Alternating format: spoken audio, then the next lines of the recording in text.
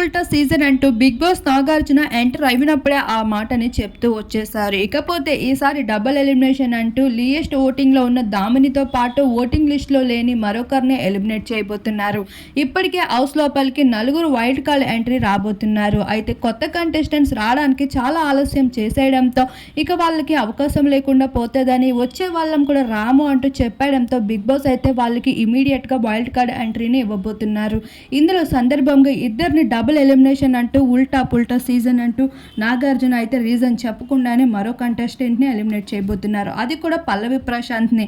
అయితే విపరీతమైన క్రేజ్ ఉన్న పల్లవి ప్రశాంత్ని ఎలిమినేట్ చేసినట్లు చూపిస్తే మంచి టీఆర్పీ వస్తుందని ఊహించిన బిగ్ బాస్ యాజమాన్యం పల్లవి ప్రశాంత్ని ఎలిమినేట్ చేయడంతో పాటు సీక్రెట్ రూమ్లో తనని పెట్టి ఆటని నువ్వు ఆటాడించు అంటూ తనకి మంచి అవకాశం ఇచ్చినట్లు తెలుస్తుంది. ఈ అవకాశాన్ని పల్లవి ప్రశాంత్ యూజ్ చేసుకున్నట్లయితే ఈ సీజన్లో టాప్ 2 కంటెస్టెంట్స్లో ఒకరుగా ఉండడంలో ఏమాత్రం సందేహం లేదు.